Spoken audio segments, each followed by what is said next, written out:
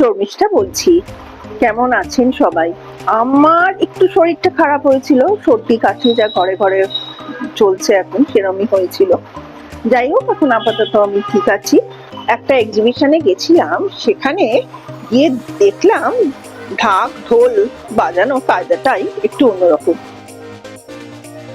বাড়ির বারান্দার সামনে যে কদম গাছটা আছে তাতে দেখুন থোকা থোকা ফুল হয়েছে, পুরো গাছটা কদম ফুলে ভরে গেছে, আর বারান্দা থেকে কদম ফুল পাড়াও যাচ্ছে।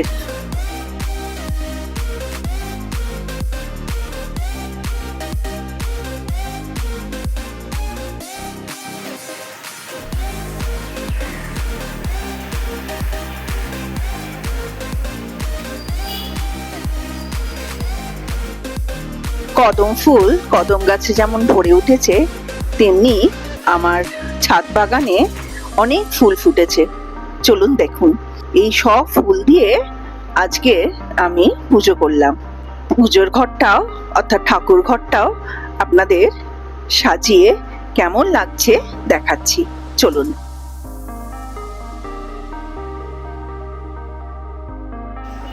এই বাটিতে যা ফুল দেখছেন সবই ছাদ বাগানের।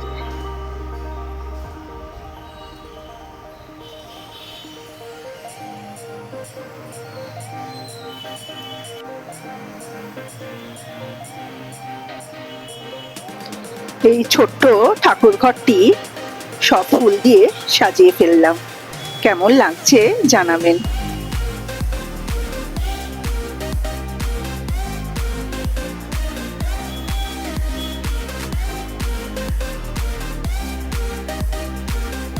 প্রত্যেকের কাছে ঠাকুর ঘর এক শান্তির জায়গা, তাই না?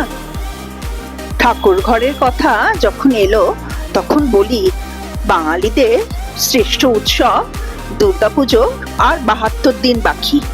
আমাদের বাপের বাড়ির পাড়ায় পুজোর প্যান্ডেল অনেকটা এগিয়ে গেছে, দেখুন আপনাদের সাথে একটু ভাগ করে নিলাম।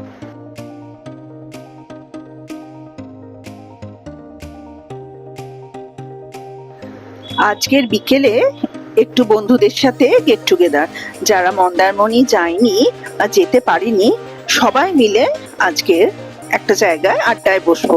কিন্তু আকাশের অবস্থা দেখে ভাবছিলাম, না আকাশ মোটামুটি পরিষ্কারই হয়ে যাচ্ছে, বৃষ্টিও মনে হয় আমরা বেরোনোর আগে কমে যাবে। ওয়েদারটা এরকম, বেরোনো যেতেই পারে, এই বৃষ্টিতেও বেরোনো যেতে পারে, কিন্তু এর চেয়ে বেশি জোরে হলে আর বেরোতে পারবো না। একজন তো শেল্টার নিয়েই নিয়েছে বেচারা,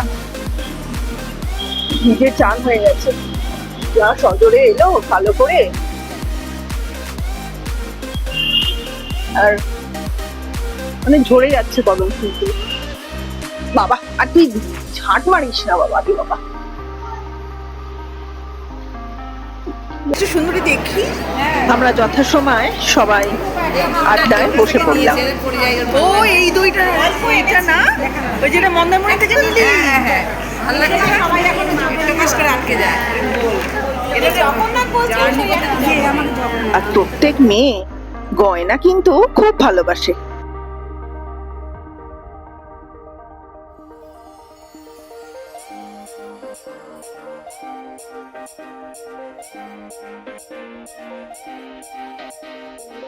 আসলে রথ দেখা আর কলা বেচা,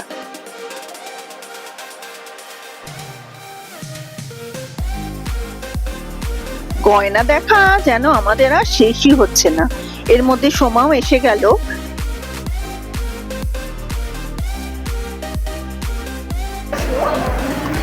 যার অনারে আজকের আমাদের গেট টুগেদার। এই হচ্ছে আমাদের সুন্দরী সুস্মিতা, এর অনারে আজকে সবাই জমাই হয়েছে। অনারে ওর উদ্যোগটা অবশ্য রূপমঞ্জুরি এবারে একটু না ও ফার্স্ট। হ্যাঁ, রূপমঞ্জুরি একটু ইয়ে করেছে আজকে এবারে।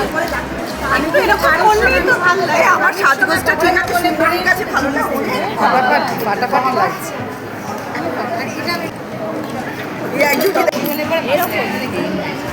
এইটা 18, আমাকে 18 দেশে দিকে মানে এবার আমরা কিছু খাবো। প্রথমে নিলাম কফি। কফিটা দারুণ হয়েছিল। এই বর্ষা ভেজা বিকেলে কফি আরো যেন আমাদের আড্ডাকে জমিয়ে দিল। কফির সাথে আমরা নিলাম ফিশ ফ্রাই, অসাধারণ খেতে ছিল।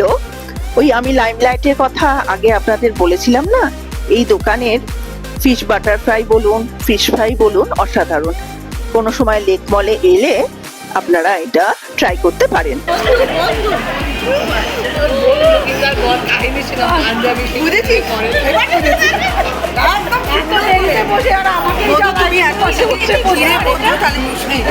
এর মধ্যে আমরা কেএফসি চিকেন পপকর্ন নিয়েছিলাম।